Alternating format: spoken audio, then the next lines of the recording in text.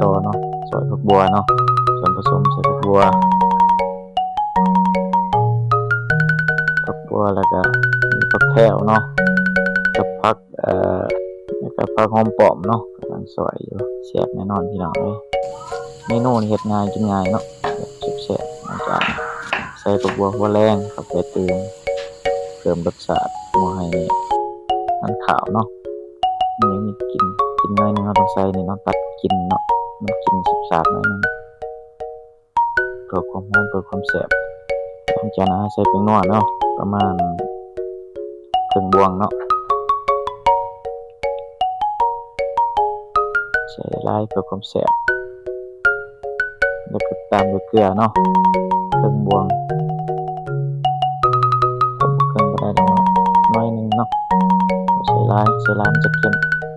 พร้อมด้วยพริกป่นเนาะพริกข้าวคั่วเนาะป่นเนาะใส่เผ็ดๆแซ่บเนาะใส่มะเขือก็ใส่ลายใส่มะม่วงก็ใส่เนาะหลังจากนั้นใส่น้ำปลาเนาะประมาณบวงนึงเนาะเพิ่มความหอม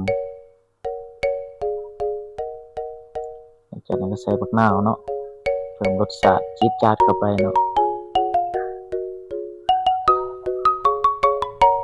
วันนี้เราก็มาคนเนาะคนกระโดดให้มันเข้ากันเนาะมันเข้าเนื้อเข้าหนังผสมครบสุดแล้วคนผสมครบสุดแล้วเราก็ใส่ผักหอมป่นเนาะผักหอมป่นคอยป่นเนาะ